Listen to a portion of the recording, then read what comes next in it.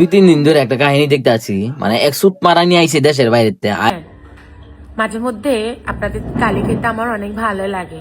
আয়া, মানে গাড়ির ভিতরে এক সিঁড়ির কাছে ফুল কিনলো, 20 টাকা কম দিছে।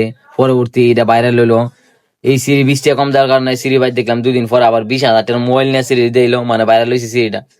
পরে এই কাহিনী মাহিনী 2 দিন ধরে এই যে চলতে আছে, আর মারে বাপ সিঁড়ি দিল পেজ খুললা, যেটা বিদেশ চাইছে এই তো এক বেহায়ার করে বেহায়া, আরেক হইলো দিশামণির মা, এই তো আরেক বেহায়া। তোরা কি প্রমাণ সমান নাই, তোরা মরতে না অনলাইনে বেজে যে এই যে নষ্ট, আমি উন্না নাই কাপড় কই আগা মাথা নাই, তোরা মহিলা মানুষ মেয়ে মানুষ, তোরা থাকবে অনলাইন ঘরে ভিতরে, তোরা অনলাইনে বেজে এই যে নষ্ট আমি করতেছ ডলারের কারণে ভাইরাল হওয়ার দান দেয়।